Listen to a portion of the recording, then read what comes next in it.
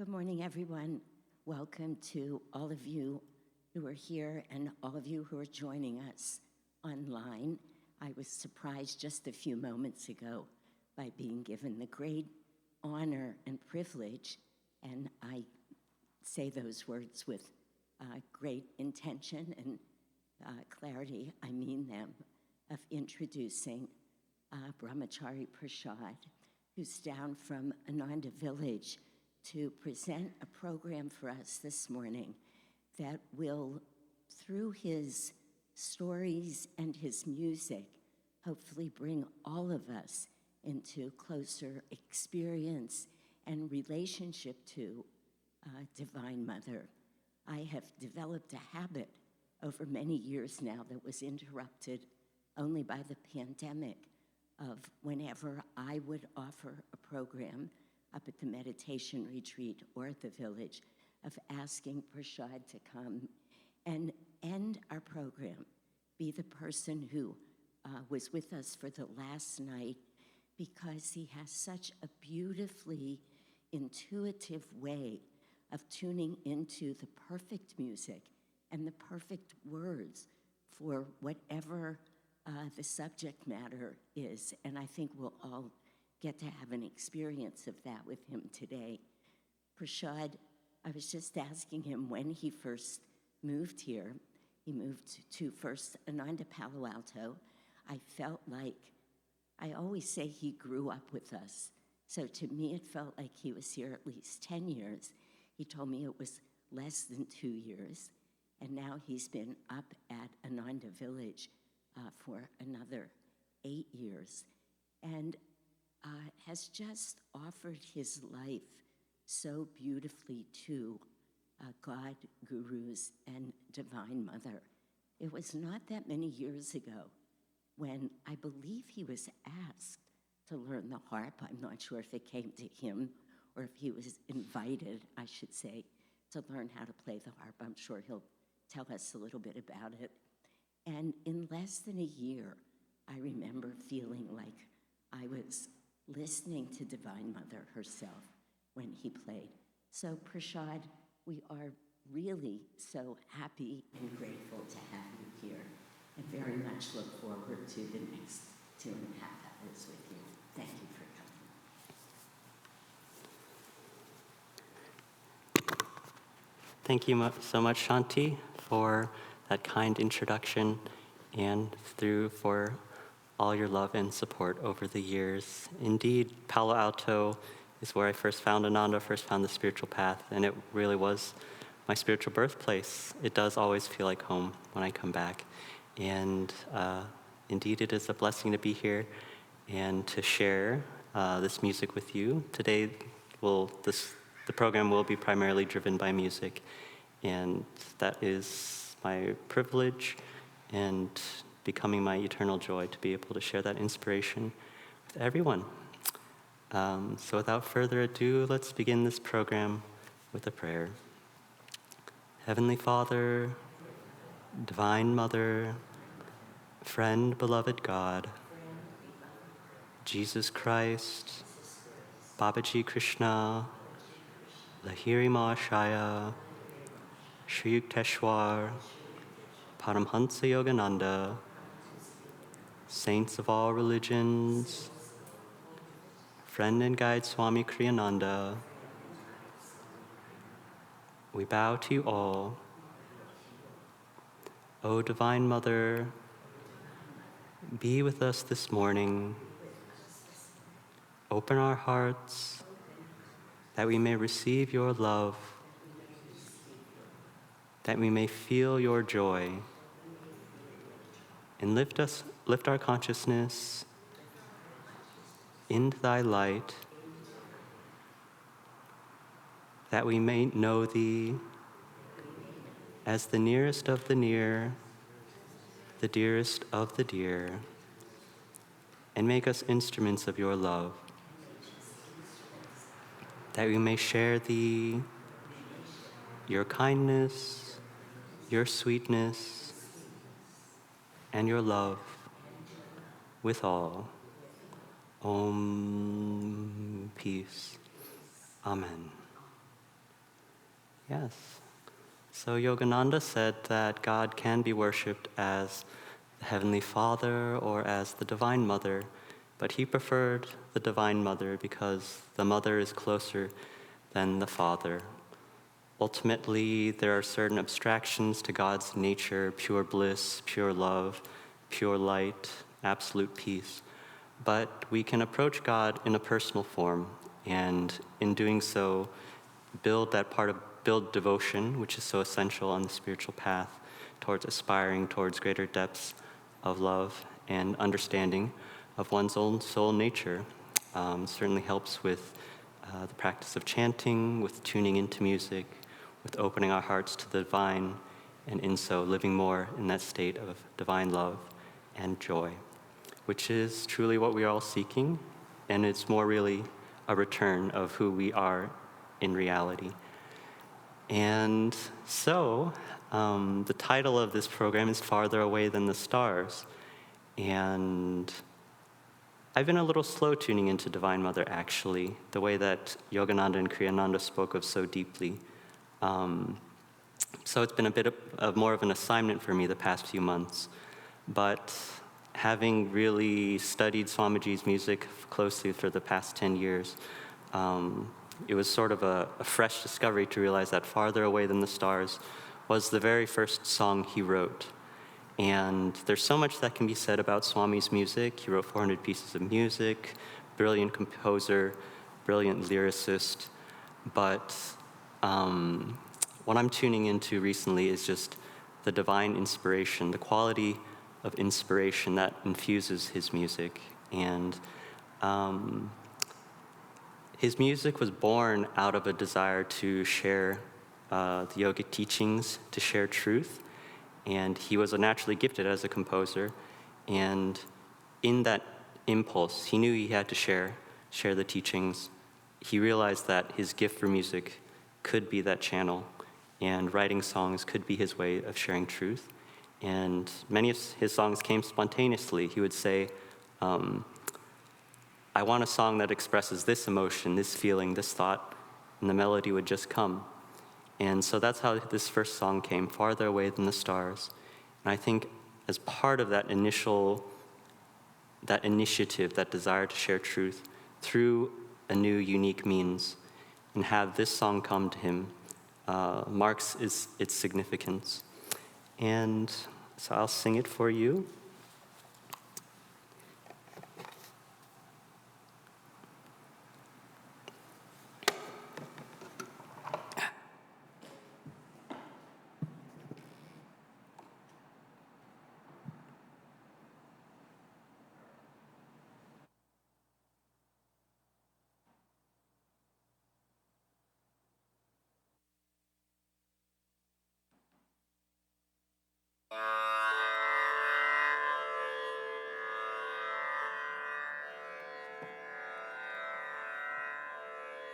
I have a love who's far away, far away, far away.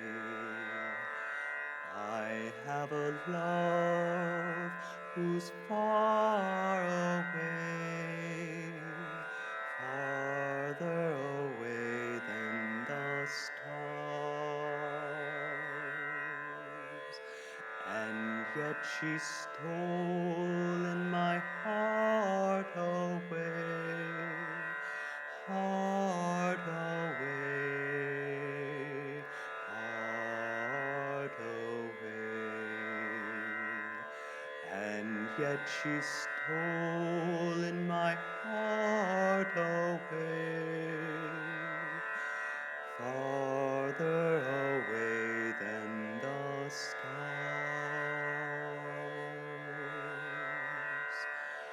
Keep me not bound, no, teach me to fly far from earth's madness, free ere I die. Keep me not bound, no, teach me to fly farther away than the stars.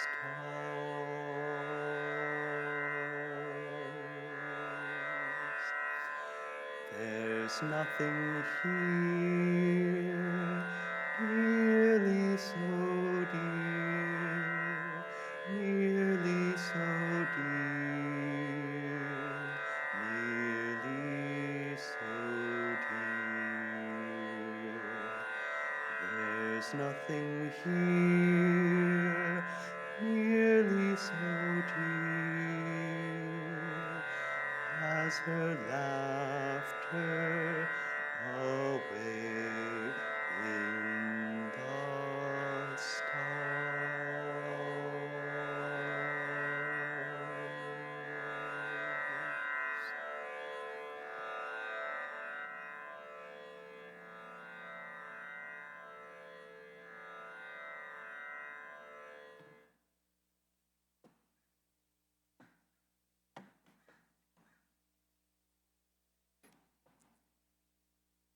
It's easy to quote Yogananda as saying, it's reminding us that God, that Divine Mother, is the nearest of the near, the dearest of the dear.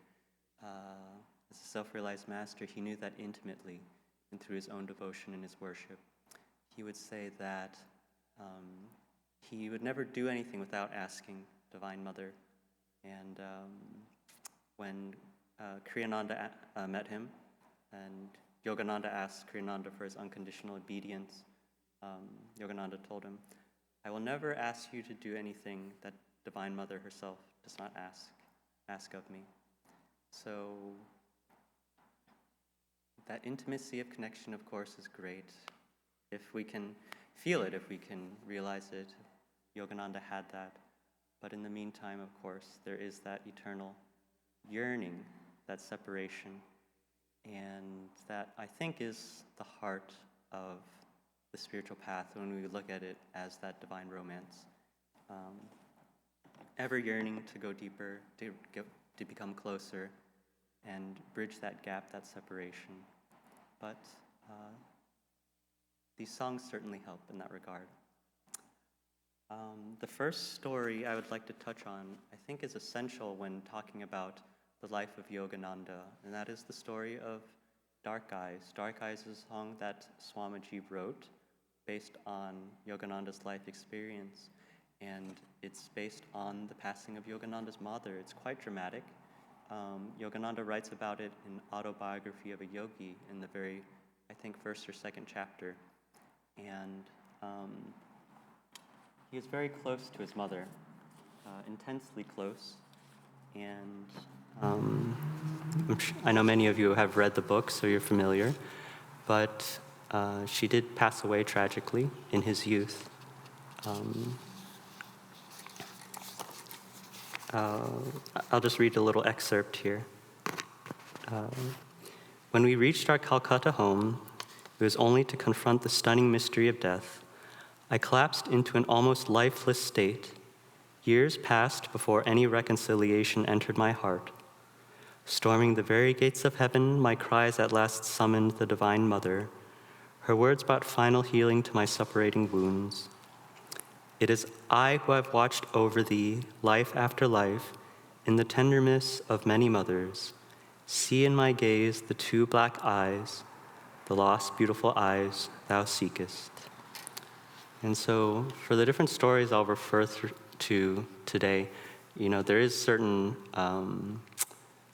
richness to going back and reading it in Yogananda's own words going through, but I'll just touch upon the themes. And this story of Master's life is dramatic, but there, of course, is the profound lesson that in spite of losing his earthly mother, who is extremely dear to him, ultimately the reconciliation or the consolation that comes from that loss had to come through God. I think we all know people, we all meet people and see that grief is one of the immense challenges of life, the loss, the fear of death in general. And yet, Yogananda, in his life, he had that experience, he played out that experience of having the consolation, ultimately, of overcoming that fear, come through Divine Mother herself. And so I'd like to sing Dark Eyes, which is based on this experience. And for those of you who know the song and would like to sing along, you're certainly welcome, invited to.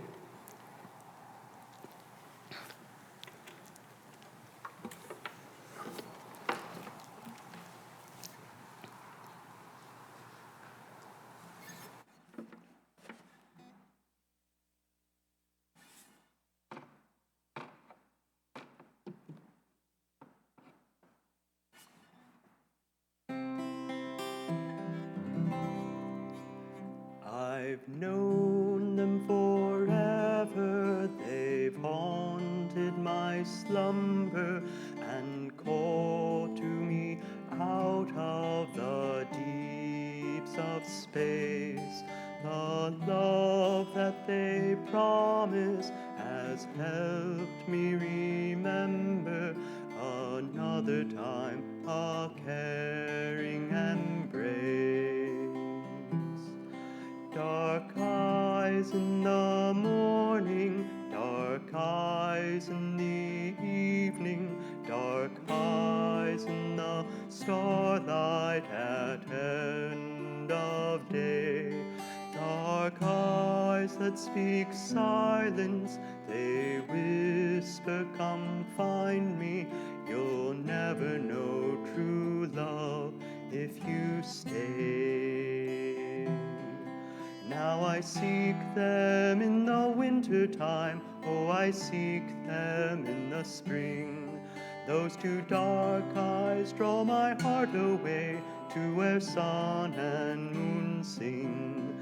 I laugh now in the summertime when ripples on the river play.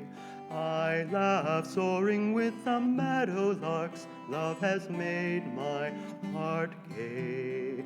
I laugh soaring with the meadowlarks, love has made my heart gay.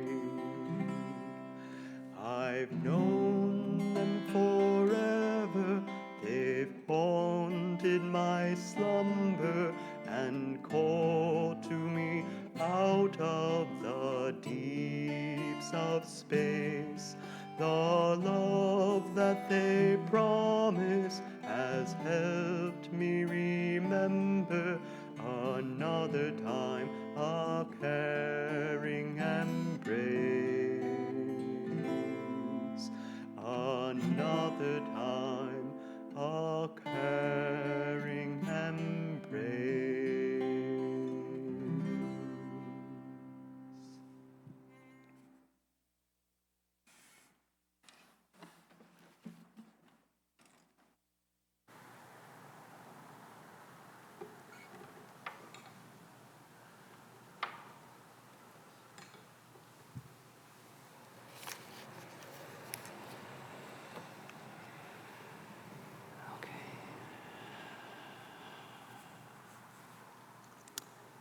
Yogananda also wrote a poem based on this experience. It's in his book of prayers, Whispers from Eternity. And it's almost too intense to read out loud, but I think today is the day for it.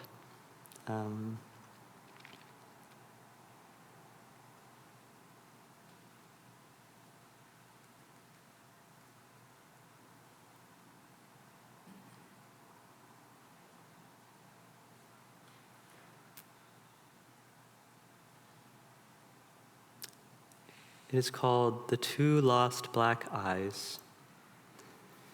Whence came that black-eyed vision? It flickered in my life a fleeting moment. Whither did it vanish?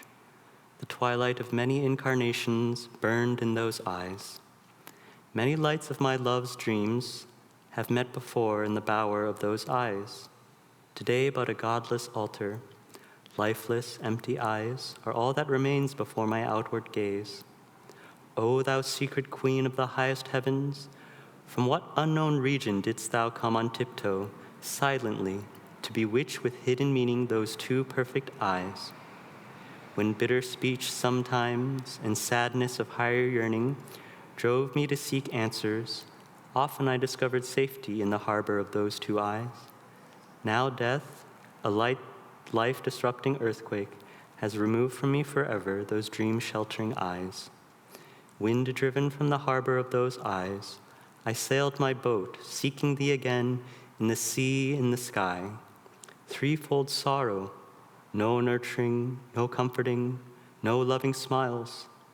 Storm-driven, the boat of my life, now motherless, is without a rudder. Therefore now my boat sails on through unknown regions, rudderless, directionless, searching through sea and sky for those two lost dark eyes. Many other starry eyes twinkled in black depths, hinting at kindness and sympathy, but they were not those two black eyes I had lost. Many black eyes, affection saturated, called to me, offering to appease my motherless sorrow, to make me feel less bereft and orphaned. But how could any match the love call in the glance of those two lost dark eyes? The love in those two black eyes, like the moon, had set upon the region of all eyes everywhere. Seeking those two eyes in memories of past births and deaths, in countless lives and in countless broken dreams, in lands both unknown and unknown. At last I found my mother's eyes in the all-penetrating eyes of my Divine Mother.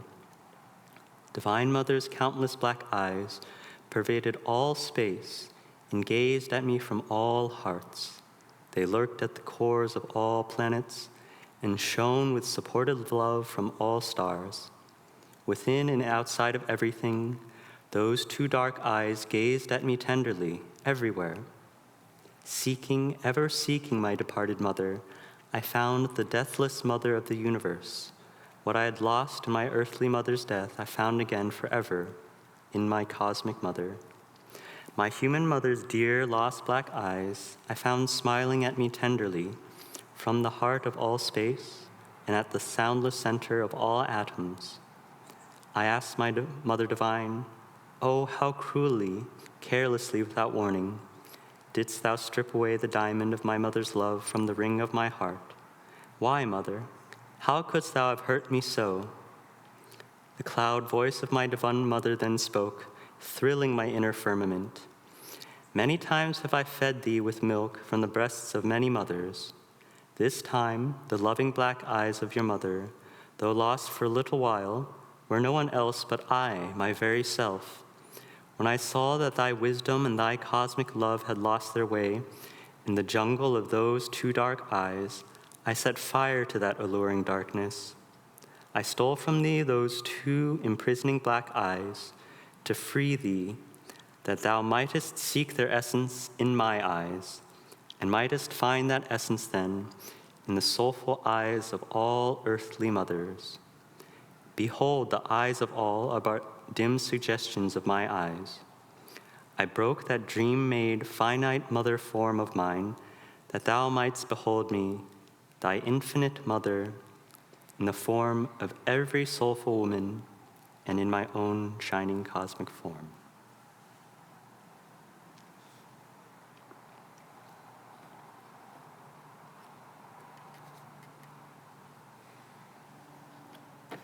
Truly divine, truly transcendent. I do have a few experiences to share about how I made my own connection with Divine Mother, understanding her along these lines. And it comes through one of the most profound experiences of my life happened a few years ago.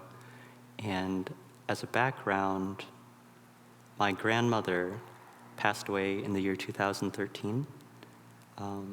It was a year after I got into the spiritual path. It was a big year for me. I got on the spiritual path.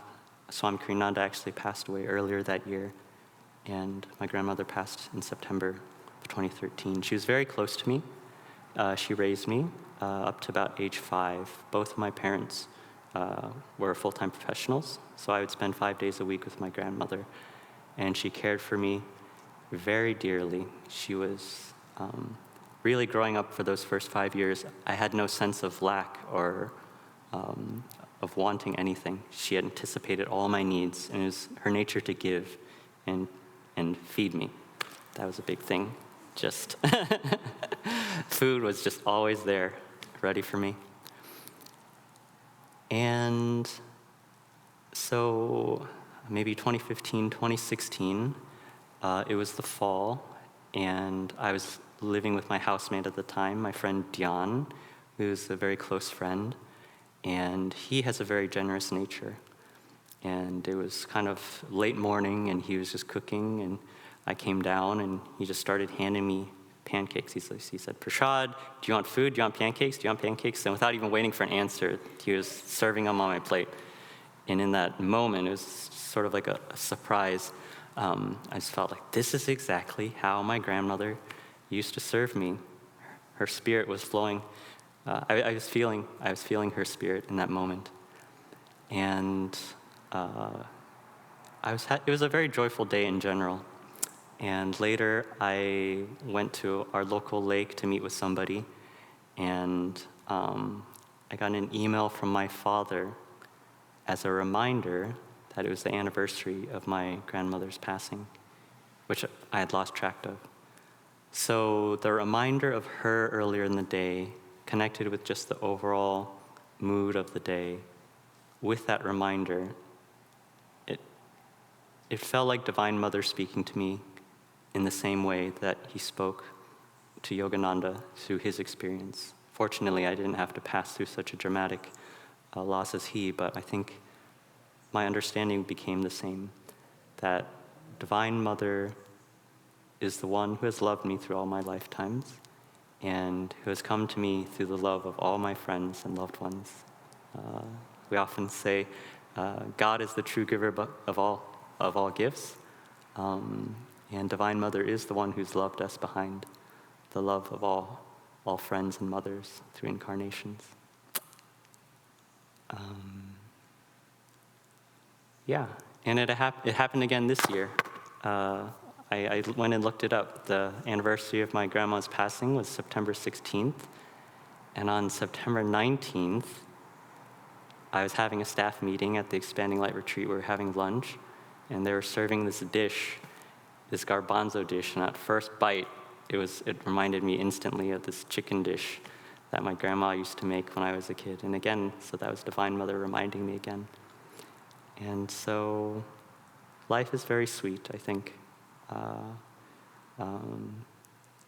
Tuning into Divine Mother in this way, feeling her presence, feeling her kindness, has been a great guide in my life. And on the wings of this poem, actually, this would be a good time to chant together. Thousands of suns, and also what lightning flash. They both speak to the cosmic nature of Divine Mother, the thrill of realizing her in her vastness and in her light and her beauty. So let's chant together, and we'll have a short meditation after that.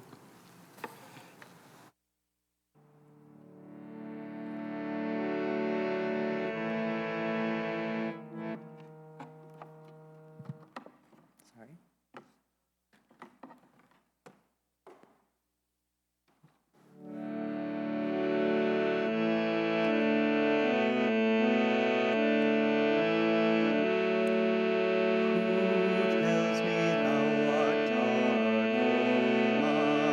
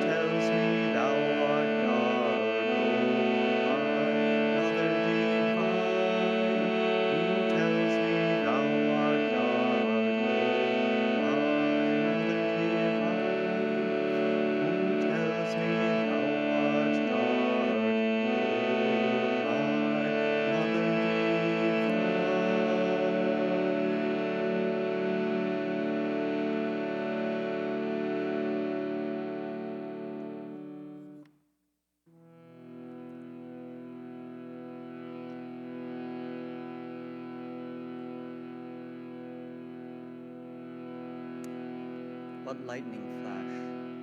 I believe Yogananda would experience communion, experience ecstasy, communing with Divine Mother, and would be dancing while singing this chant, enraptured in her presence.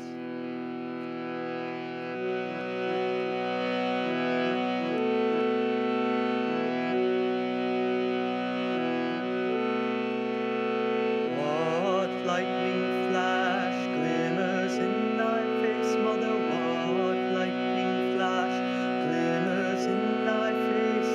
Seeing thee, I am thrilled through and through. Seeing thee, I am thrilled through and through. What lightning flash glimmers in thy face, Mother? What lightning flash glimmers in thy face? Seeing thee, I am thrilled through and through. Seeing thee, I am thrilled through and through. What lightning flash glimmers in thy face, Mother? What lightning flash glimmers in thy face? Seeing thee, I am thrilled through and through. Seeing thee, I am thrilled through and through. What lightning flash glimmers in thy face, Mother? What lightning flash glimmers in thy face? Seeing thee, I am thrilled through and through. Seeing thee, I am thrilled through and through. What lightning flash glimmers in thy face, Mother? What lightning flash glimmers in thy face? Seeing thee, I am thrilled through and through. Seeing thee, I am thrilled through and through. What lightning flash glimmers in thy face, Mother? What lightning flash glimmers in thy face? Seeing thee, I am thrilled through and through. Seeing thee, I am thrilled through and through.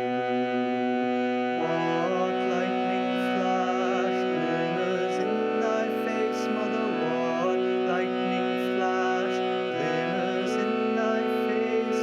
Seeing thee, I am thrilled through and through. Seeing thee, I am thrilled through and through.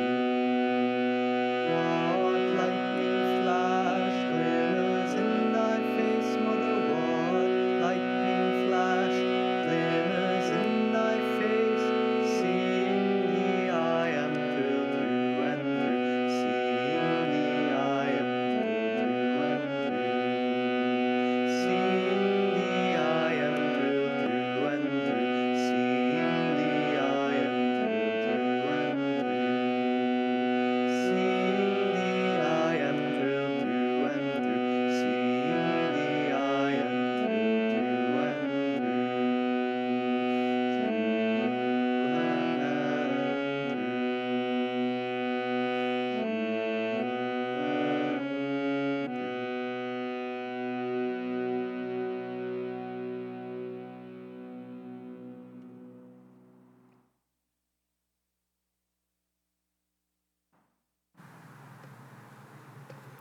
Let's meditate briefly and keep the gaze gently uplifted to the point between the eyebrows and rest in Divine Mother's calmness, her love, and her light.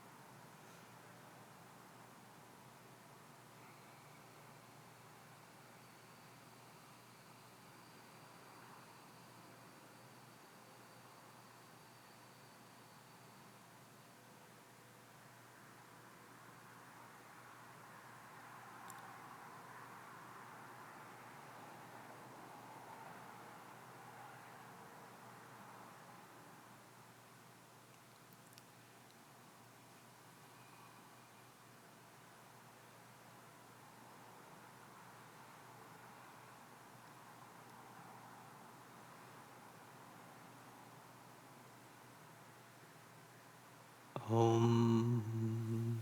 Peace. Amen.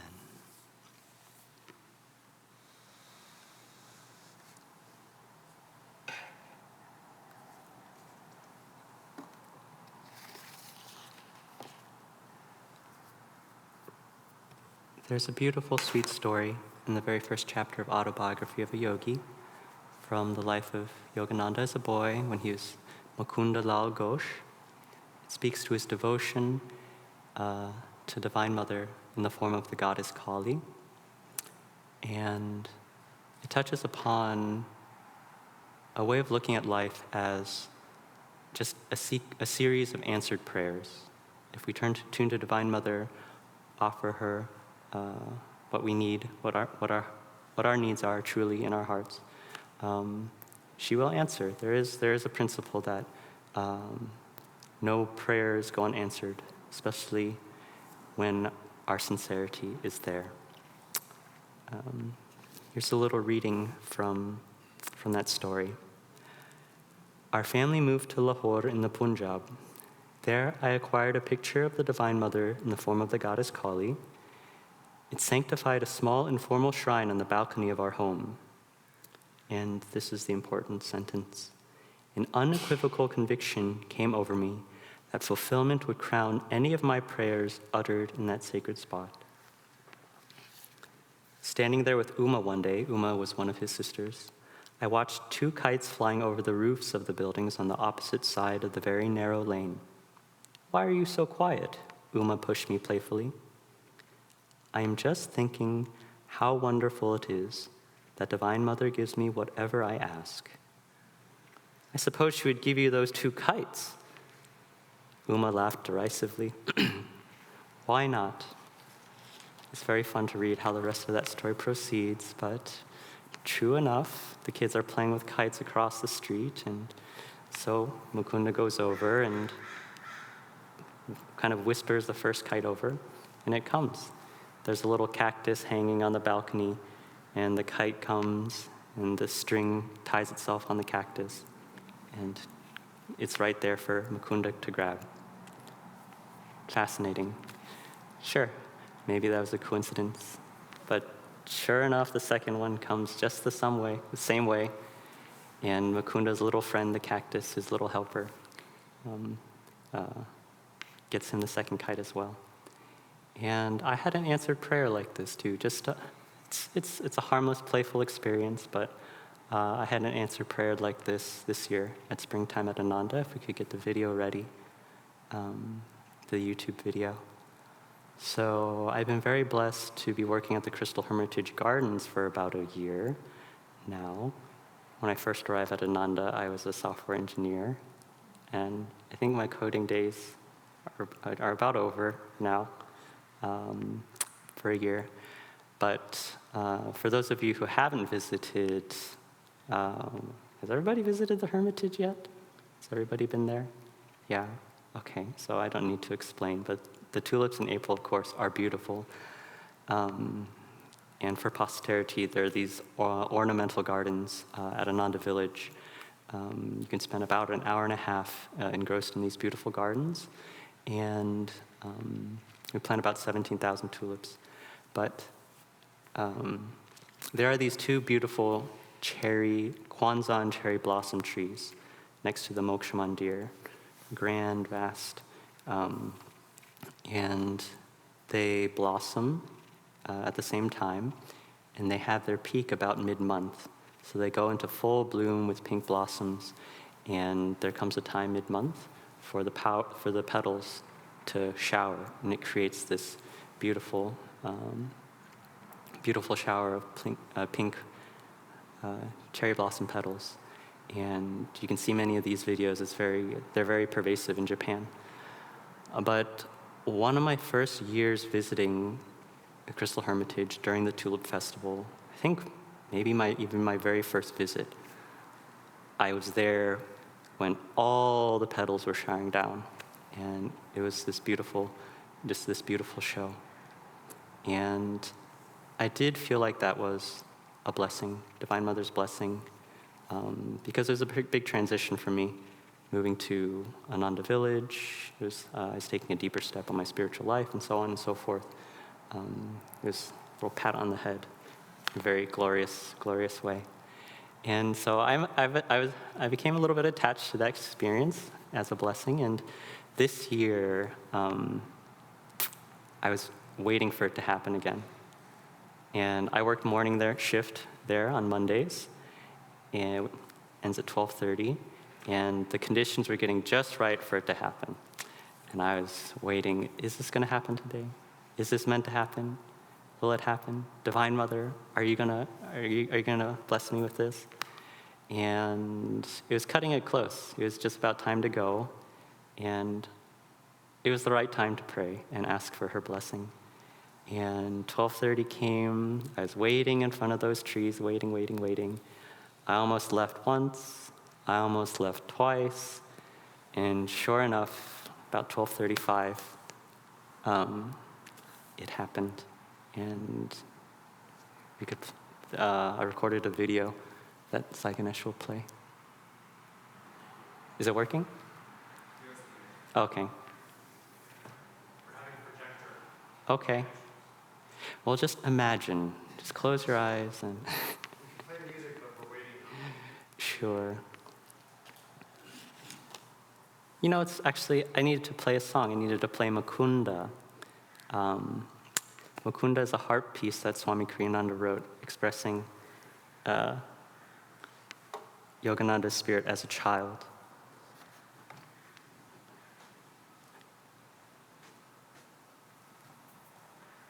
And connecting to, actually, this is an important thing I meant to say. Oh, the video is ready. Then we can play Mukunda. Sure.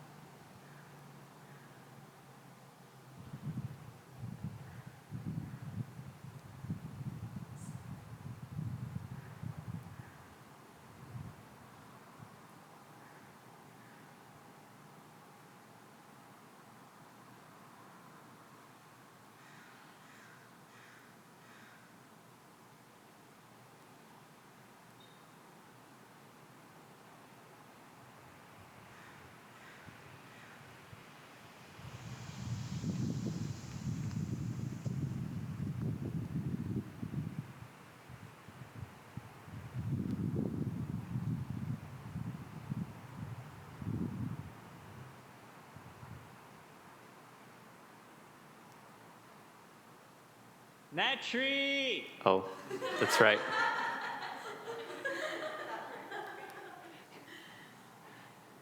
Yeah, I was standing there waiting to get the video, and then I realized, oh yeah, I should tell the other people about this.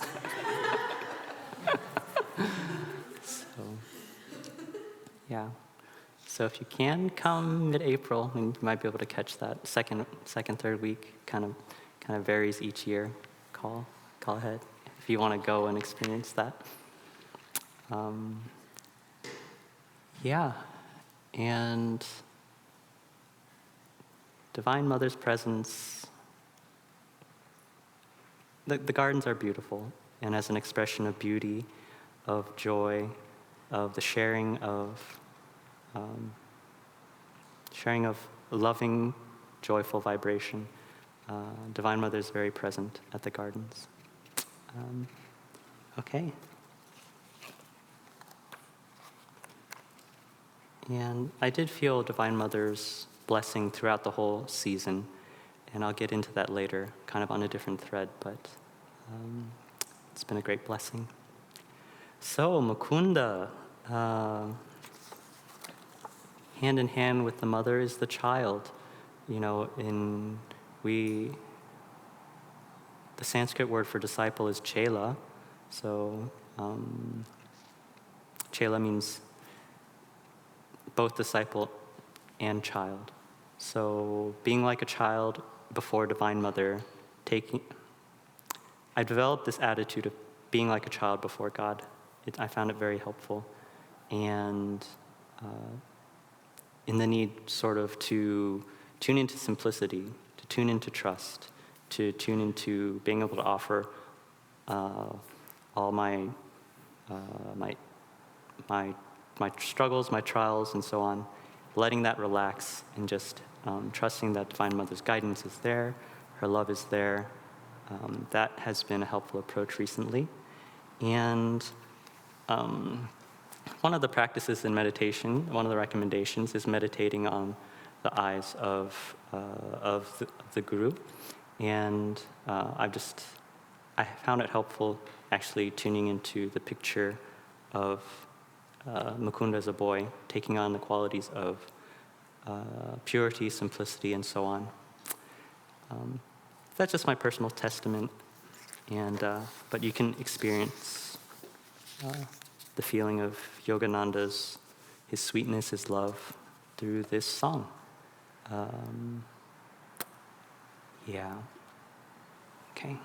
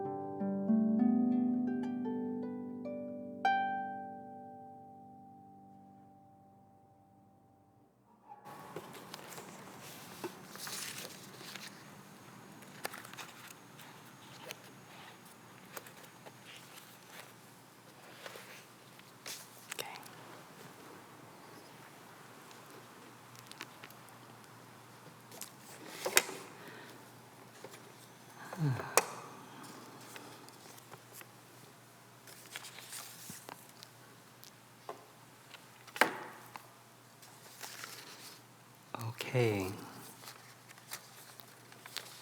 Shifting gears a little, I'd like to touch upon the Oratorio.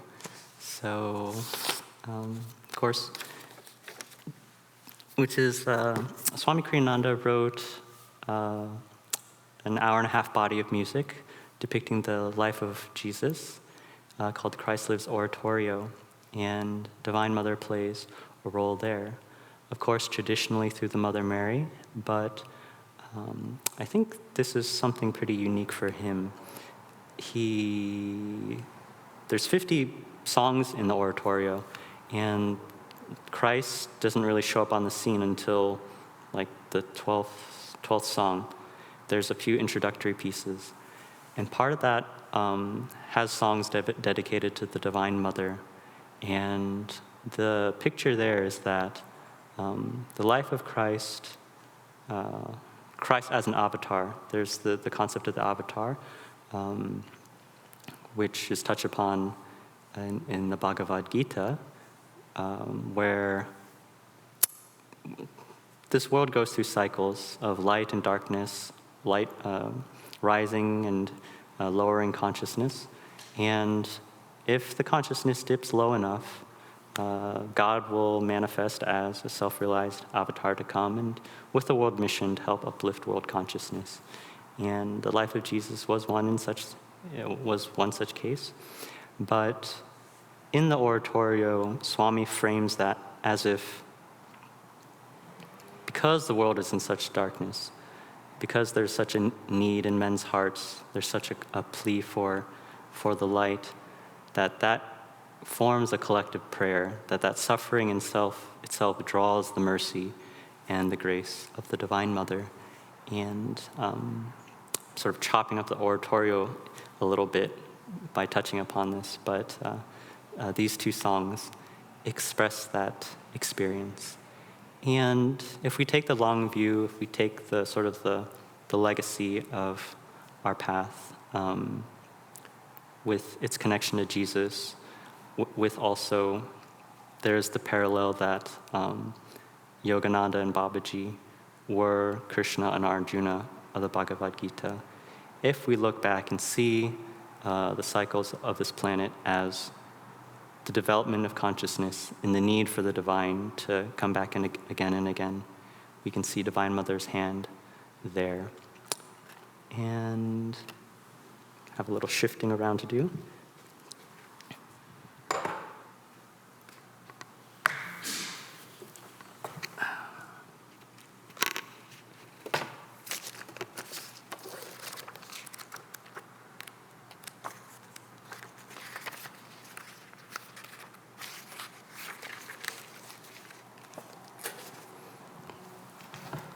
These two songs go together.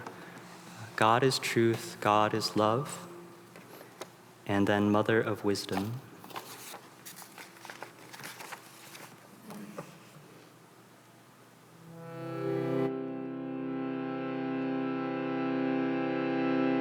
God is truth, God is love, Father, Mother, both are one. When our hearts cry out in pain, Mother, bring us peace again. Every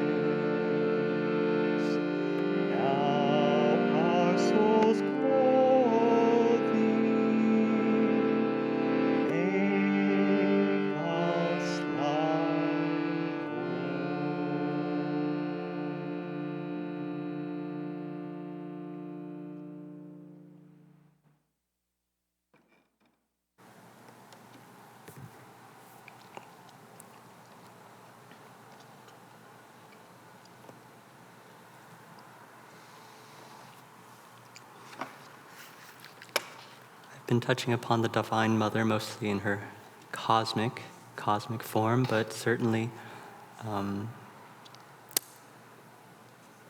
the stories of Mother Mary and Jesus are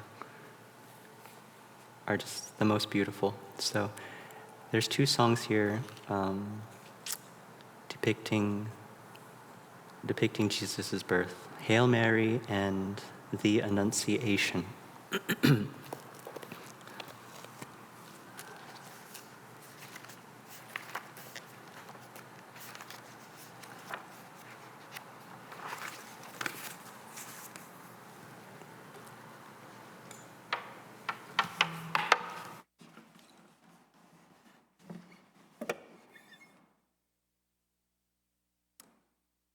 Okay.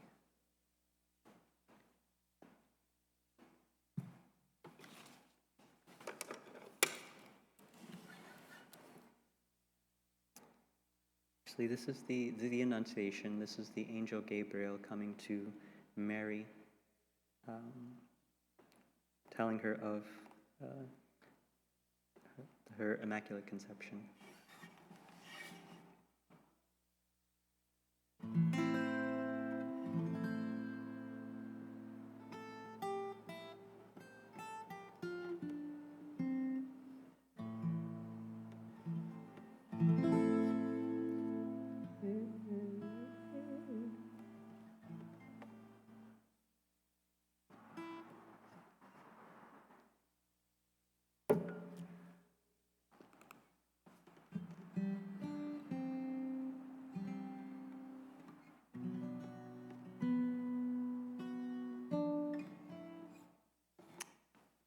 Sorry.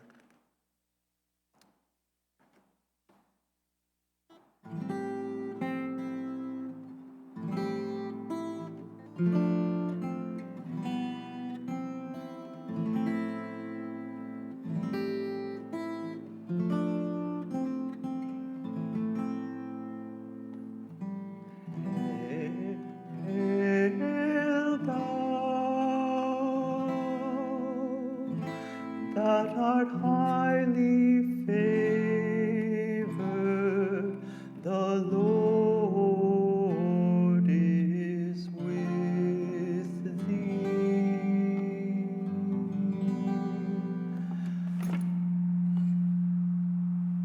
Pardon us. Let's start that again. Hail thou that art highly favored, the Lord is with thee. Blessed art thou, blessed art thou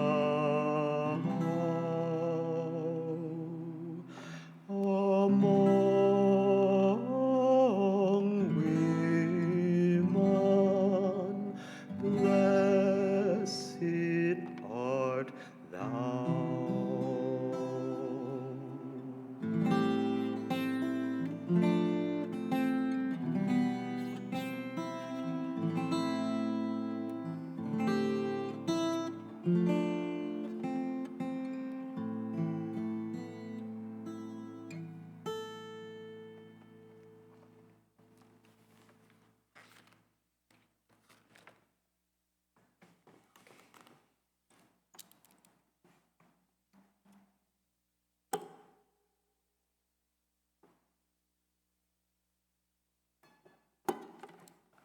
And Hail Mary.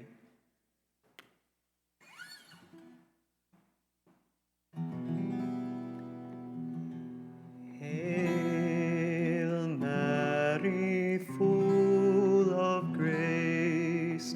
Hail Mary, full of grace. Blessed art thou, blessed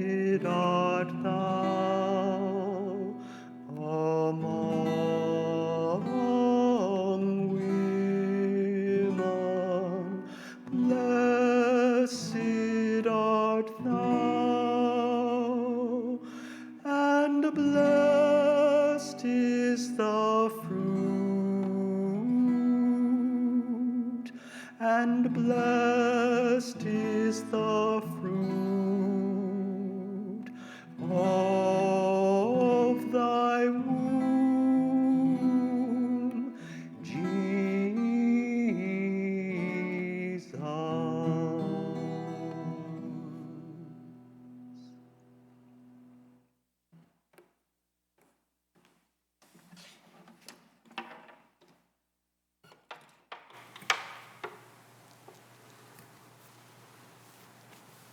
The Oratorio is a great thing to look forward in April, along with the tulips. So, thank you, Shanti. We're about at our halfway point. It's now a good time for a break. Shall we keep going? We'll keep going. All righty.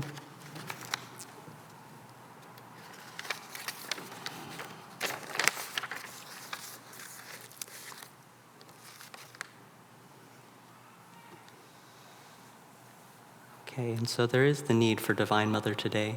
Swami Kriyananda felt earnestly that he felt called to introduce this concept of the Divine Mother into people's lives, the need for mercy, for compassion, for sympathy, for unconditional love.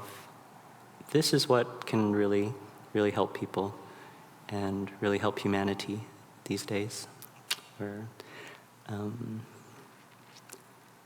And the tenderness of Mother Mary, that song, Mother of Wisdom, speaks to that power. And Swami wrote a song, Mother of Us All, that resonates along these lines as well.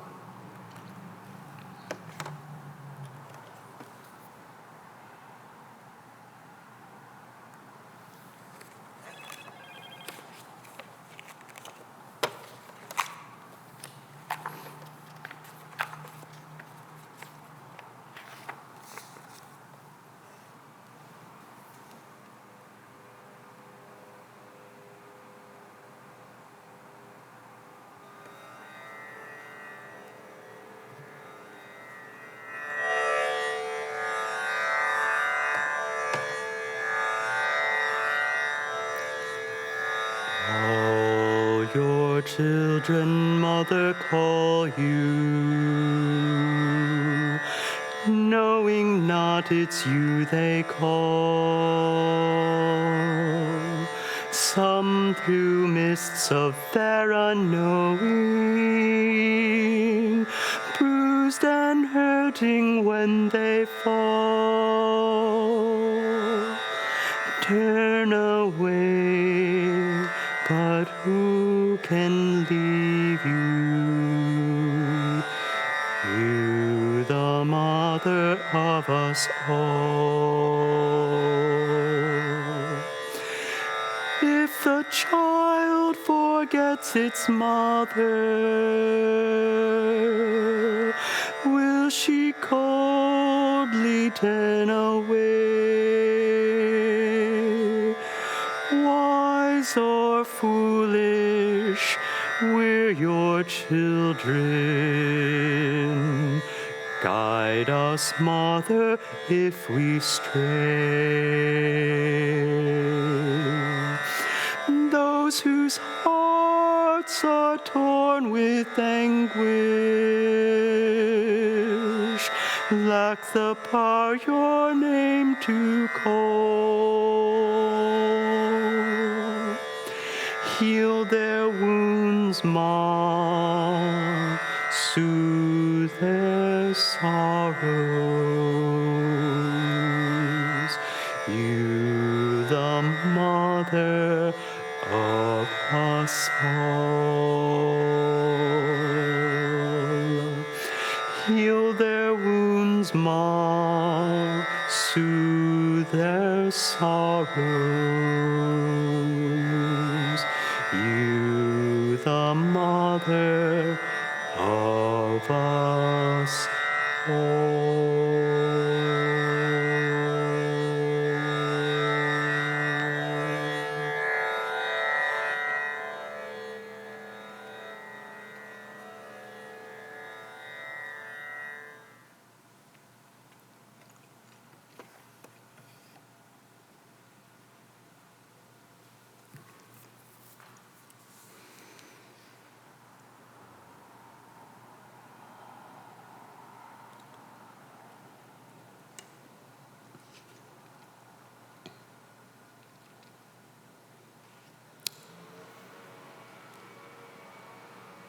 think now would be a good time to talk about the rest of my experience during just the past year. I think collectively, of course, the whole world has been through a lot in the past 3 years. It seems like finally the pandemic is lightening up in a real solid way, but those few years were intense, and what could really we all do in the face of all that suffering? And for me, I did turn to Divine Mother. I said, there's nothing to do but endure this. There's no real way to grasp it, but it is in your hands, Mother. This is your creation. This must be your will. But yet, can't you have some mercy, some sympathy for us? And when in the face of suffering, you look for lessons, you look for love where you can find it as a way of helping. And in that way, I do feel my connection deepened, turning to love as the answer to suffering, the ability to share love, to express kindness, in spite of the depths of the hurt that was pretty much universal at that time. And I did feel the blessing, actually, with the reopening, when things started to reopen, working at the Hermitage. I work also at the Expanding Light Retreat and welcoming people back. And just as the story of the lotus, how it blossoms out of the mud, the beauty of the flower is hidden beneath the mud, but it's its destiny to blossom out and rise and shine. Metaphor for the heart, for the soul, for our own spiritual progress. I felt that everything that had been built up, and I think this is probably universal, probably worldwide experience, that once finally things did open up, the relief that came from the experience made things twice as valuable, twice as cherished. The gratitude that comes with coming out of a trial. And I felt that a lot with people wanting to come on retreat, wanting to experience the peace of yoga and meditation, the beauty of the gardens. Still, we're getting people who are saying, I've been waiting, 3 years to come back and have my peace of mind, have my experience. And springtime at Ananda especially was really blessed. Just every day is very active. Some days in the gardens we have up to 1,000 people and took a lot of energy, but the appreciation, the joy that people felt from seeing the beauty, it felt like it was all worth it. It was all worth it to be able to come back and look at things with fresh eyes and renewed inspiration.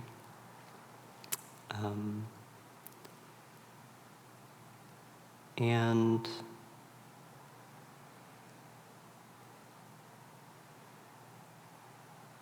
we do have that Instagram link just to see some pictures from the season.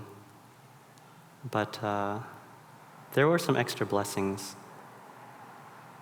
The tulips usually last, we can predict that they'll last just the month of April, about 4 weeks. Sometimes it comes early, a few weeks early in March. Sometimes it stays a few weeks late in May. And this year, it was both early and late, basically the longest season that the weather could have permitted. And with the energy of reopening, and with this in mind that, the gardens serve a divine purpose. And to have the blessing of the weather day by day, there were unusual cold spells during the week, which served to preserve the tulips longer. It's very unusual. It felt like it was very intentional that these gardens were meant to happen to bless as many people as possible. It was cold during the week, and then on the weekends, it was bright and sunny. The sky was perfectly clear. Easter Sunday was especially brilliant. And those were when the tulips are in full bloom, and you can see the sunlight shining through them, through the top. And it looks like the light radiates out of the tulips themselves. So it felt like heaven on earth.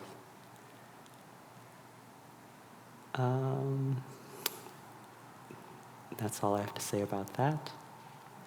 I'd like to get into some Bengali chants. Yogananda was from the state of Bengal, where very widely Divine Mother is worshipped in the form of the goddess Kali. And of course, I touched upon that story from his youth, about how devoted he was from early on. And of course, there's the tradition of devotional Bengali chanting, that chants that Yogananda loved to chant, and Swamiji did as well. The first one I'd like to share is Emon Din Ki Hobe Mal Tara, written by the Bengali saint Sri Ram Prashad of a few hundred years ago. In English, we know this one as Will That Day Come to Me, Ma? When sang Mother Dear, my eyes will flow with tears of ecstasy. My heart's lotus will blossom forth. In darkness, the darkness of my mind will steal away, steal away.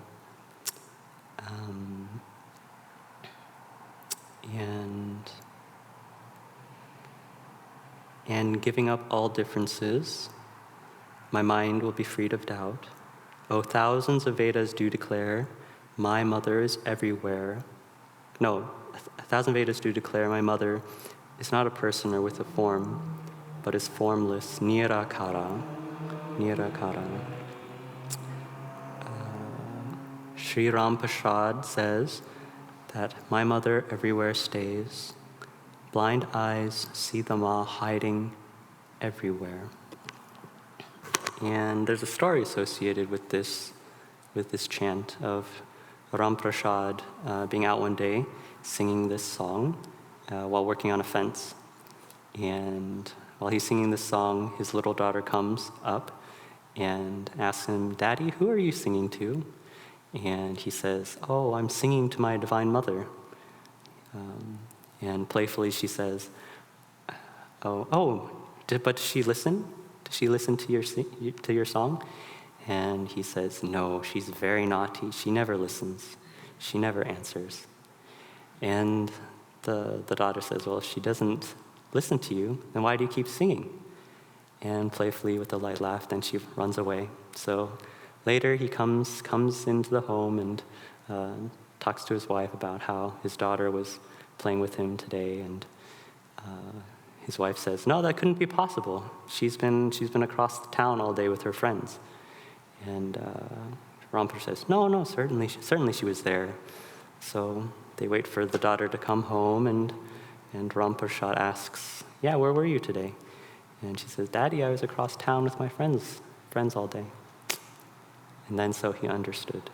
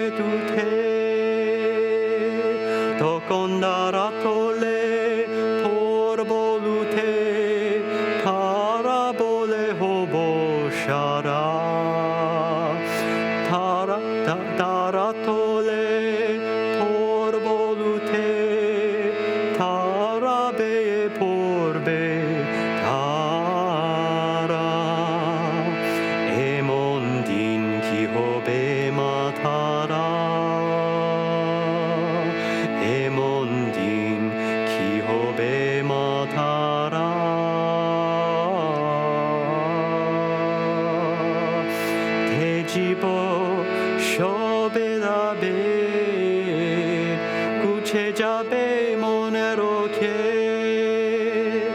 tejibo shobe dabe kuche jabe monero ke ore shoto shoto shoto be tara amanira kara shoto shoto shoto be tara amanira kara emon din ki hobe matara emon din ki hobe matara jobe tara tara tara bole tara pe purbe tara tara tara tara bole tara pe purbe tara emon din ki hobe matara Shri Ram Prasharote Mabiraje Shorbogate Shri Ram Prasharote Mabiraje Shorbogate Ore aki ando da korma ke timire timiro ara Acchiando da corma che timire timiro ara emon din ki hobe matara emon din ki hobe matara emon din ki hobe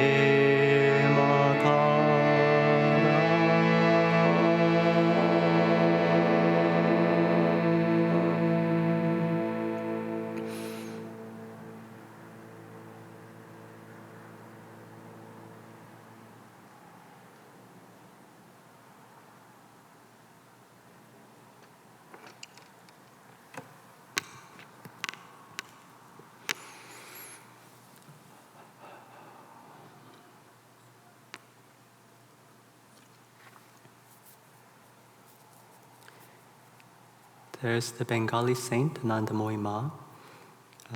Yogananda writes of meeting her. There's a chapter dedicated to her, an autobiography of a yogi. Swami Kriyananda had a deep connection with her. I visited her many times and truly tuned into her nature as the bliss-permeated mother. He would sing these Bengali songs for her. And Swamiji has a little book, little orange book, Visits to Saints of India, which just has a few letters about his experience with her. And they're very touching, very sweet, very, very deep and profound.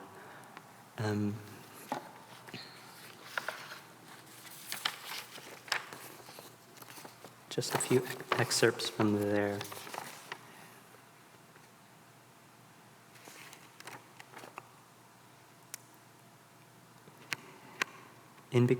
In time, I became known affectionately as her Choto Chele, little child. Many were the meetings we had over the months and years after that. Always she showered me with grace. One time she said, "Many thousands have come to this body. None have attracted me as you have." Another time she said, Another time she said, "There are people who have been with me for 25 years and more, but they haven't taken from me what you have." And to others I'm told she once said, "Here's a lotus in a pond. Many frogs sit under the lotus, croaking. Then a bee flies in, takes the honey, and flies away. Kriyananda is that bee." Anandamoy Ma occupies a more than special place in my heart. I see her as the Divine Mother herself. Through her, next to Master, I've received the greatest blessings in my life. Indeed, with her, I was able to have the relationship that my greenness on the path never permitted me to have with Master during his lifetime.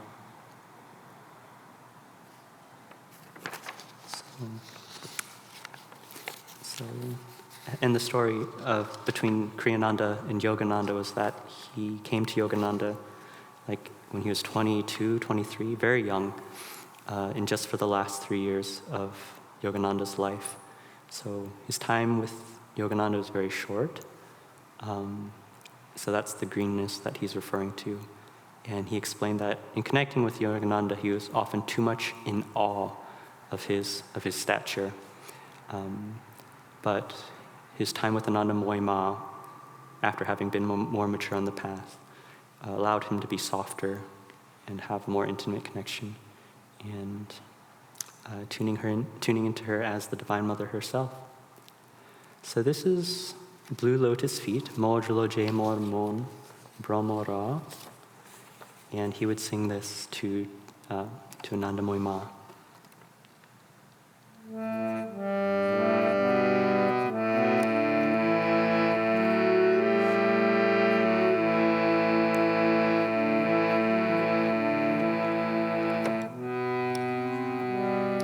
Mojlo Je Mormora Brahmara Kali Podo Nil Komole Mojlo Je Mormora Brahmara Shama Podo Nil Komole Kali Podo Nil Komole Shama Podo Nil Komole Kali Podo Nil Komole Shama Podo Nil Komole Mojlo Je Mormona Brahmara Kali Podo Nil Komole Mojlo Je Mormona Brahmara Kali Podo Nil Komole Kali Podo Nil Komole Shama Podo Nil Komole Kali Podo Nil Komole Shama Podo Nil Komole Mojlo Je Mormona Brahmara Kali Podo Nil Komole Mojlo Je Mormona Brahmara Kali Podo Nil Komole.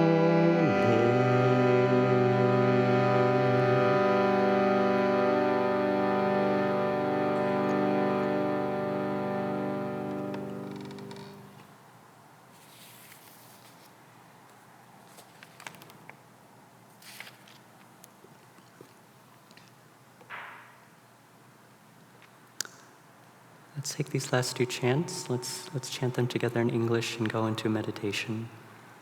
Let's start with Blue Lotus Feet.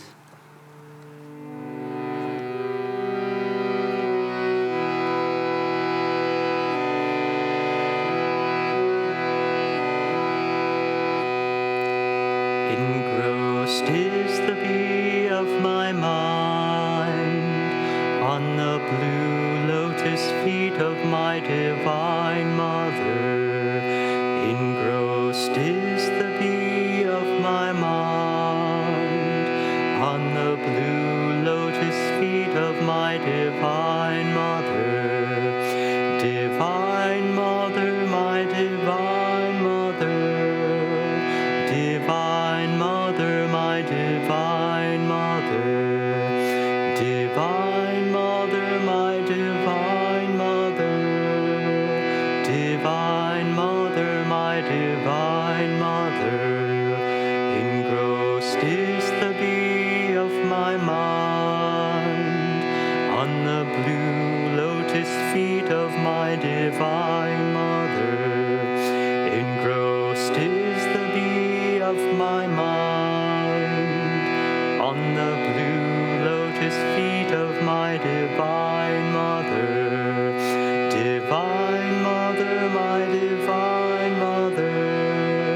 Divine Mother, my Divine Mother, Divine Mother, my Divine Mother, Divine Mother, my Divine Mother, engrossed is the bee of my mind, on the blue lotus feet of my Divine Mother, engrossed is the bee of my mind, on the blue lotus feet of my Divine Mother, Divine Mother, my Divine Mother, Divine Mother, my Divine Mother, Divine Mother, my Divine Mother, Divine Mother, my Divine Mother,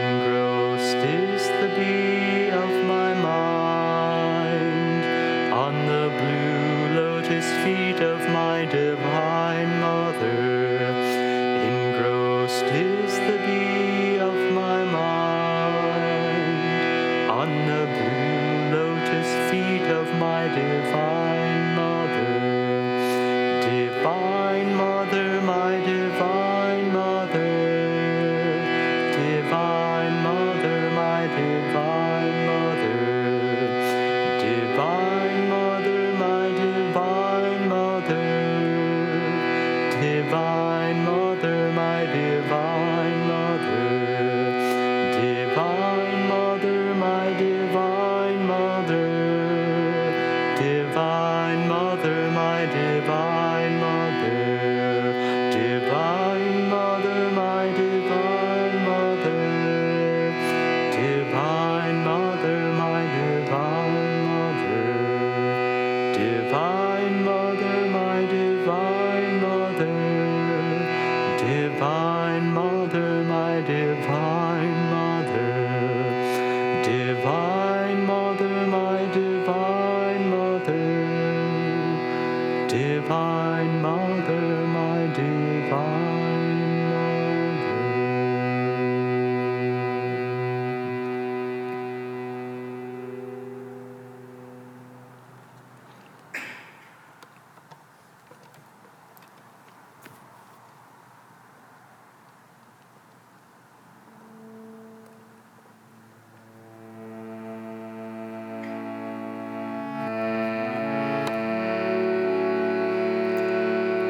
Will that day, oh, come to me, Ma? Will that day, oh, come to me, Ma? When saying, Mother dear, my eyes will flow tears. When saying, Mother dear, my eyes will flow tears. Heart's lotus will blossom forth, darkness will steal away. Heart's lotus will blossom forth, darkness will steal away. Steal away, oh, steal away, steal away, Ma, steal away. Steal away, oh, steal away, steal away, Ma, steal away. 1,000 Vedas to declare, Divine Mothers everywhere. 1,000 Vedas to declare, my mothers everywhere. Shri Ram Prashad says, Divine Mother everywhere stays. Shri Ram Prashad says, Divine Mother everywhere stays. Blind eyes see the Ma hiding everywhere. Blind eyes see the Ma hiding everywhere. Will that day, oh, come to me, Ma?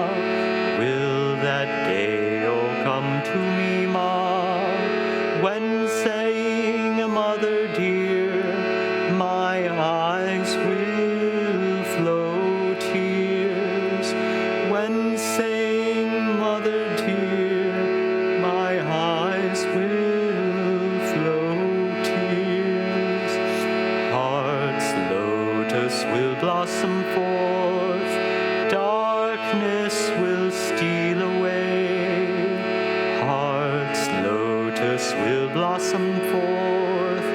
Darkness will steal away. Steal away, oh, steal away. Steal away, ma, steal away. Steal away, oh, steal away. Steal away, ma, steal away. 1,000 Vedas do declare divine mothers everywhere. 1,000 Vedas do declare divine mothers everywhere. Shri Ram Prashad says, divine mother everywhere stays.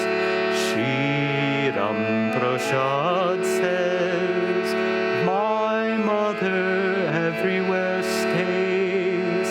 Blind eyes see the Ma hiding everywhere. Blind eyes see the Ma hiding everywhere. Oh, steal away, oh, steal away. Steal away, Ma, steal away. Steal away, oh, steal away. Steal away, Ma, steal away. Oh, steal away, steal away. Steal away, Ma, steal away. Oh, blind eyes see the Ma hiding everywhere. Blind eyes see the Ma hiding everywhere. Will that day oh come to me, Ma? Will that day oh come to me, Ma? Will that day oh come to me, Ma?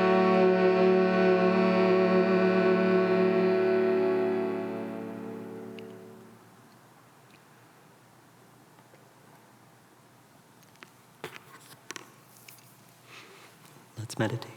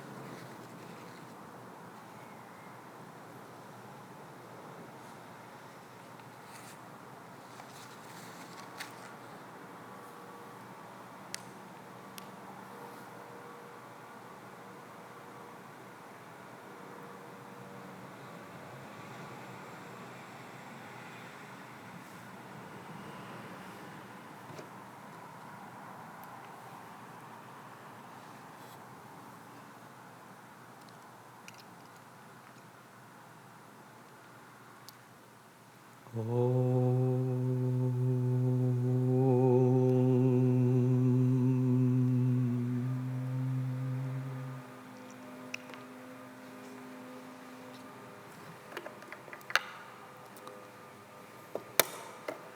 next song is one of Yogananda's favorite, Pashana Hoy.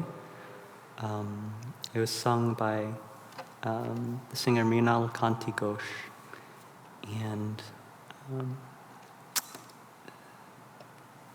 And the translation goes, "How long will you remain, mother, a stone image before my gaze? Set fire ablaze in your eyes." This is to the Mother Kali. "And set fire ablaze in your eyes and come to me, dancing over all creation. O Mother, divine energy fills the universe with your flowing hair, garlanded by thoughts in all minds. Dancing, dancing, O Mother, free me this day, this very moment from delusion's bonds. Countless lies have I lived apart from you. At last now bring peace into my body temple."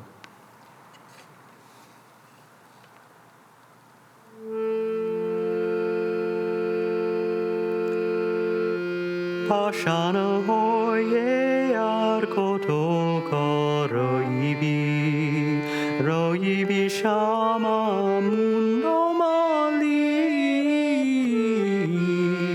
Pashana hoye arkoto ko roibi no yone torpon jele otama jege otama kali mundo mali. Oshihate darashama oto eshe oto nagoma. Oshihate darashama oto eshe oto nagoma. Osho tatoi proleyo yoneche aima diekolo kali. Tatoi proleyoneche aima diekolo kali. No yone torpon jele otama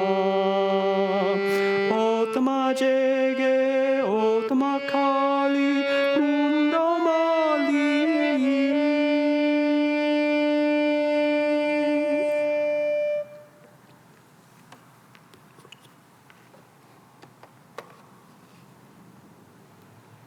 That's just part of it.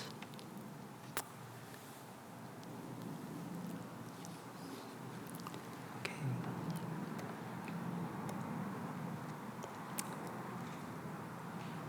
This next song, I think, is currently my favorite, Amar Shadnami Tilo. Yogananda used it as the basis for his chant. Where is there love in this world? Mother, no one can love me. Let me...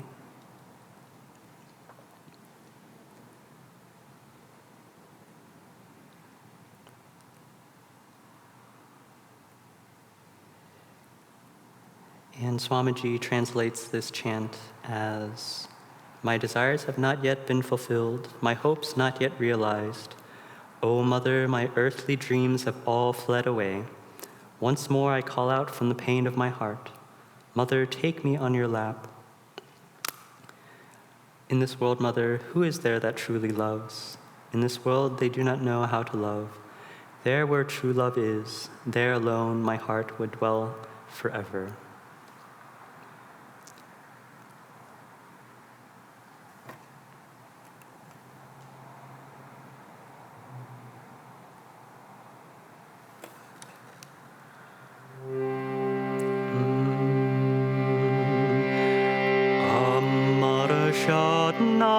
Namitilo Ashana Purilo Shokuli Furai Jaima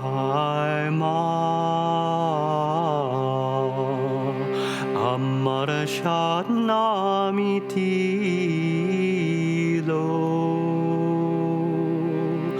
Jano Mershad daki gomatore kole tulenite aima shokuli furai jaima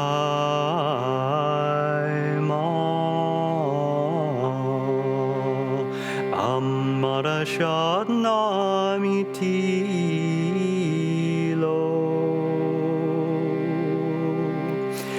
e prithibi kehu baloto bashina e prithibi balo bashite janena e prithibi kehu baloto bashina e prithibi balo bashite janena cetaya ceshutu balo bashabashi sheta cete pranchaima shokuli furai jaima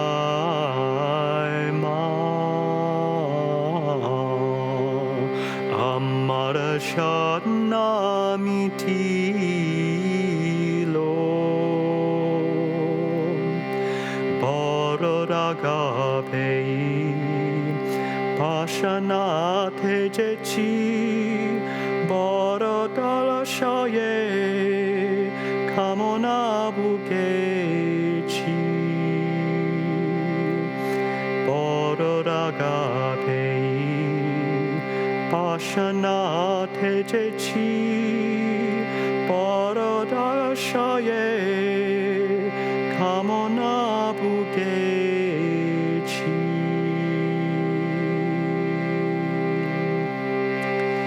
amara shadnamitilo ashana purilo shokuli furai jaima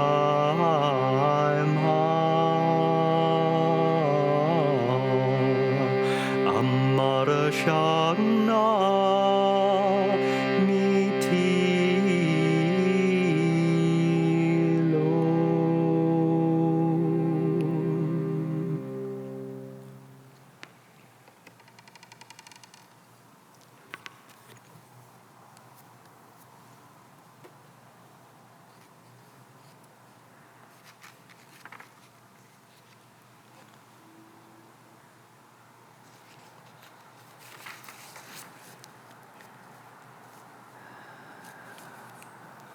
Okay.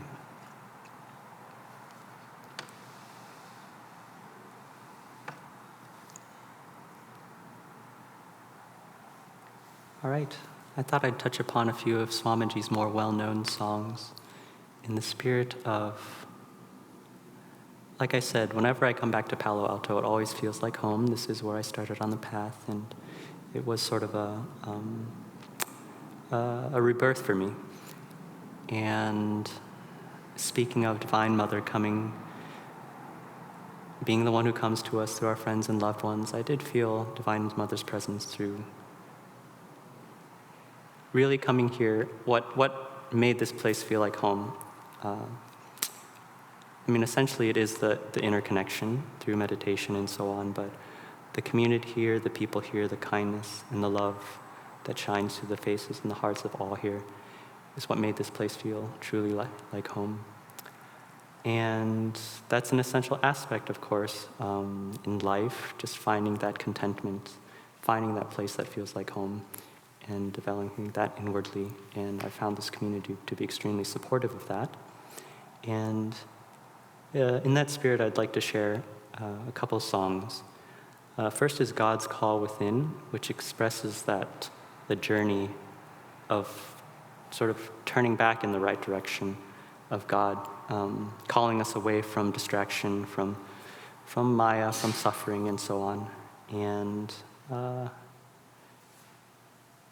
that song really captures it.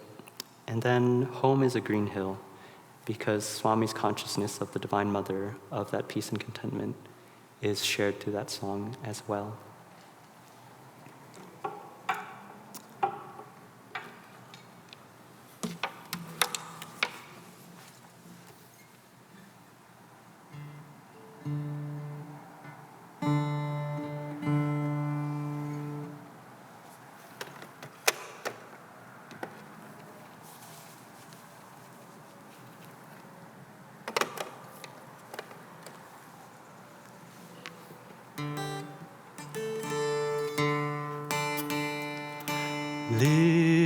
Listen,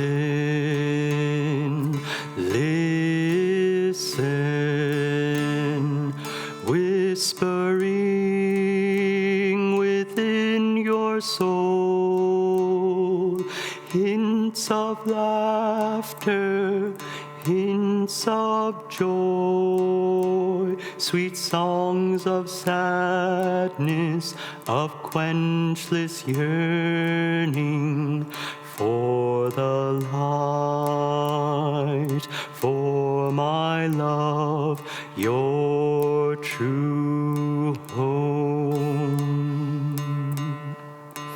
Long your heart has played the dancer, long you've toyed with merest shadows of the treasures left behind you deep in your soul. Long you've plumbed the dark for answers, long you've begged from beggars' empty hands, gifts of life they too were seeking, gifts none could share. Friend, how long will you wander? Friend, as long as you seek your home in a land where all are strangers, love locks her door. Leave to the weak his craven life, to the coward leave his dreaming. Oh, my saint, wake up, reclaim the light, seek the truth behind all seeming. Leave to the weak his craven life, to the coward leave his dreaming. Oh, my saint, wake up, reclaim the light, seek the truth behind all seeming. Turn, turn, turn within, in silence of soul, in cave of love, find my abode. Listen, listen,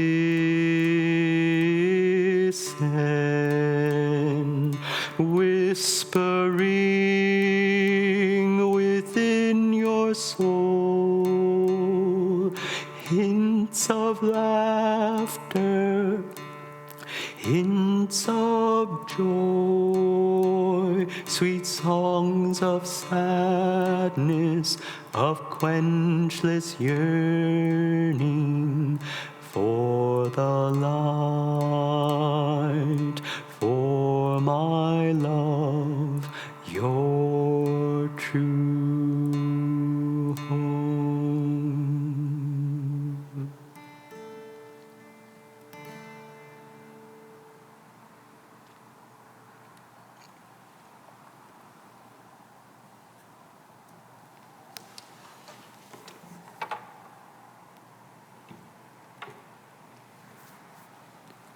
I think that was the first of Swamiji's songs that I fell in love with.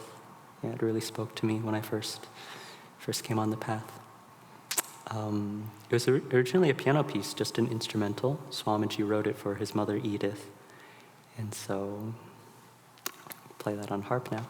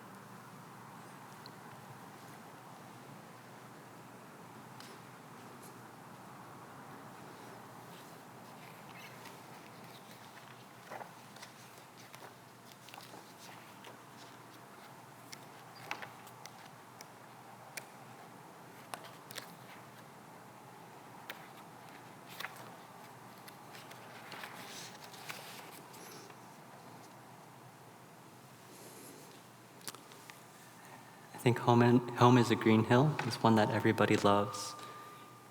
And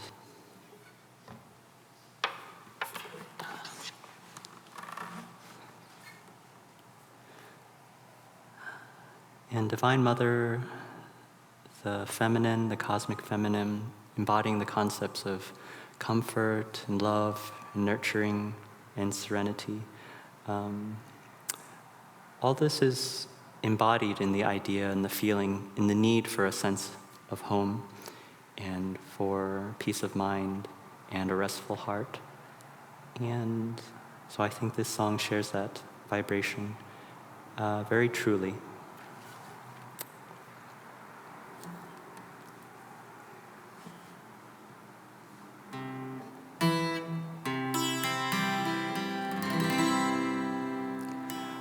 Home is a green hill, home is a wind, blowing betrayal far, far away.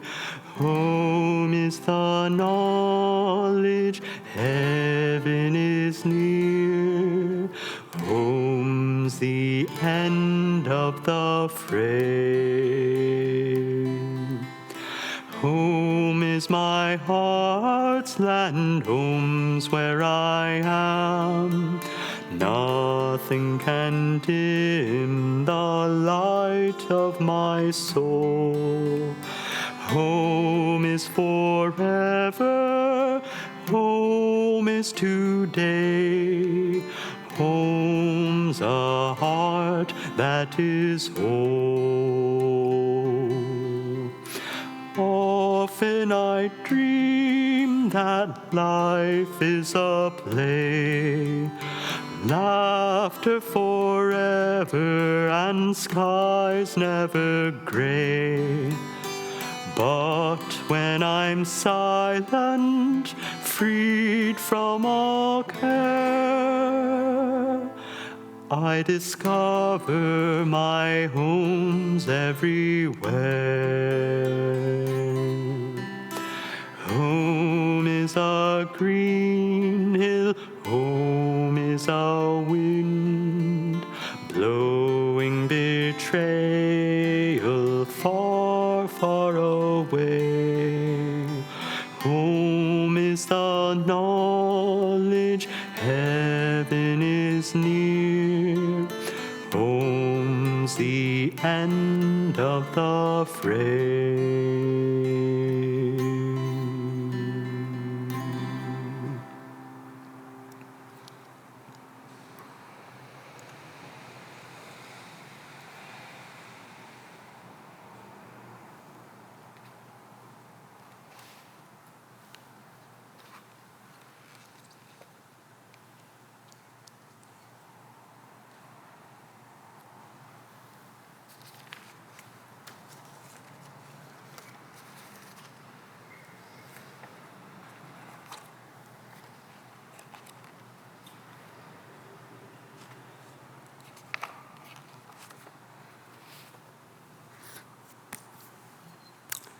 So in principle,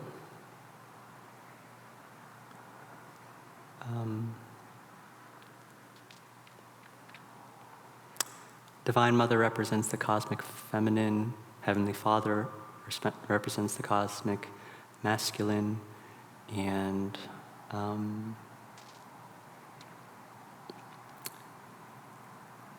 I guess part of spiritual growth is developing both feminine and masculine attributes within ourselves in order that we may master ourselves. We both need we all need a balance of both. And I do think at Ananda there is a good balance and a sense of completeness as people work on themselves and develop spiritually.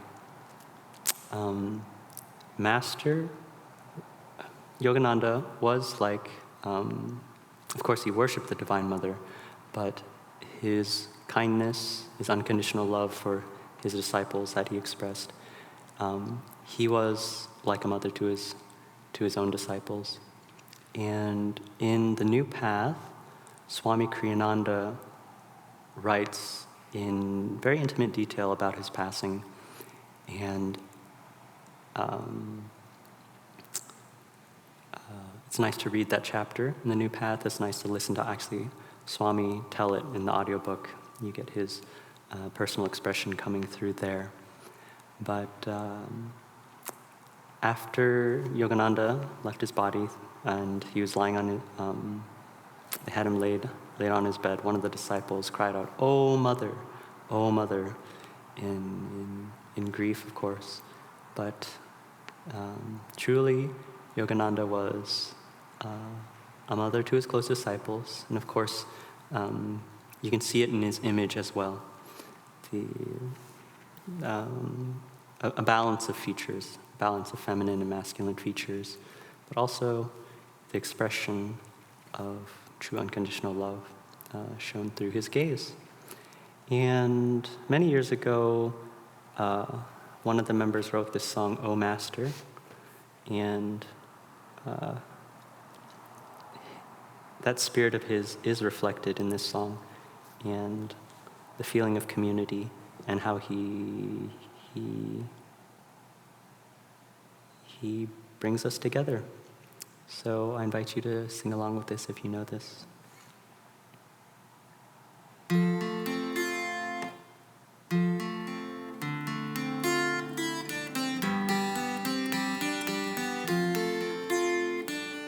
Sorry, again.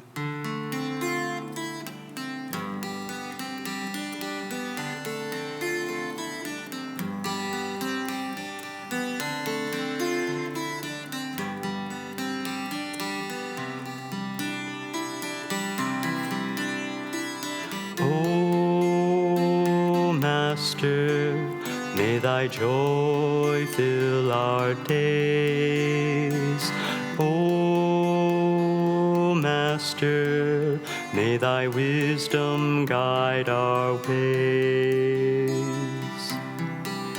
The time has come for us to see that there's but one reality upon the earth and high above, the truth that all was made from love. A love that calls to us to fly above the hills, above the sky, above the storms, above the pain, a land where peace and laughter reign. O Master, may thy joy fill our days. O Master, may thy wisdom guide our ways. Guide all our hopes and all our dreams, past every glow that only seems, into the light, the inner sun, into the truth that we're all one. Help us to find in every hour, in every thought, in every flower, a joy that spans eternity, the truth that makes us ever free. O Master, may thy joy fill our days. O Master, may thy wisdom guide our ways.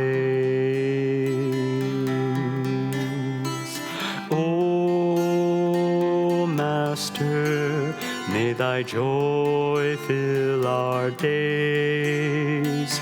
O Master, may thy wisdom guide our ways.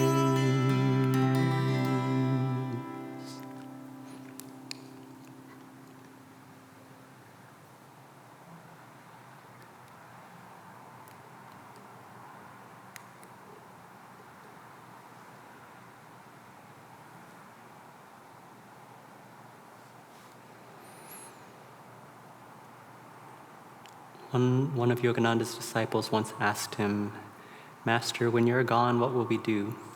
And he said two things. He said, "Those who think me near, I will be near. And also, when I'm gone, only love can take my place." So that is really, truly his legacy, the spirit of love and compassion and friendship, and truly of all the masters. And it was Swamiji's legacy also. I think once in an interview, somebody asked him, "What do you hope your legacy will be?" And he said, kindness, a spirit of kindness and divine friendship that flows through the people at Ananda and the spirit at Ananda. I think we have time for one more song. And let's close with the last song that Swami Kriyananda wrote, The Divine Mother. And so, in the highest reality, we came from divine bliss. Joy is our own true nature, and once we attain self-realization, we can merge back into that bliss and be one with Cosmic Mother. And that's what this song is about. And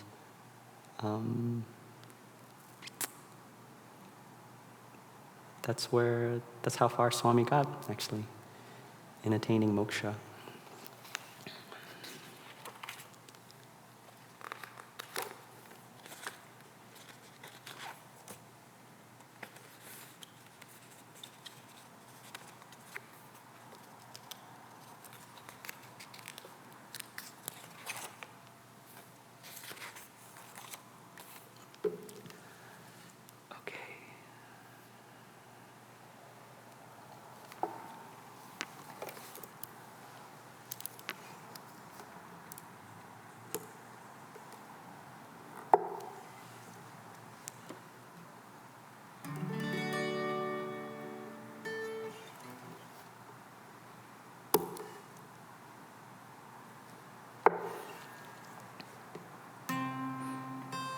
Yes, yes, it's she, the Divine Mother, she who made the universal. Yes, it's she, the Divine Mother, ruler of every heart's desire. Love more ancient, bliss eternal, may our hearts soon be merged in thee. Love more ancient, bliss eternal, may our hearts soon be merged in thee. Yes, it's she, the Divine Mother, she who made the universal. Yes, it's she, the Divine Mother, ruler of every heart's desire. Love more ancient, bliss eternal, may our hearts soon be merged in thee. Love more ancient, bliss eternal, may our hearts soon be merged in thee.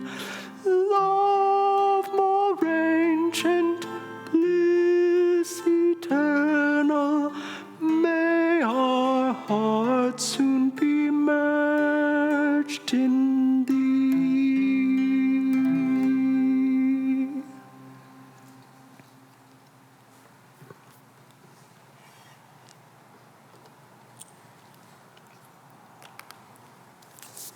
Thank you all for sharing this morning.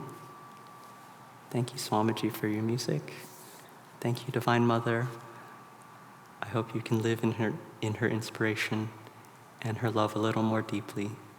And listen to this music, sing it, chant it. Yeah, it'll help a lot.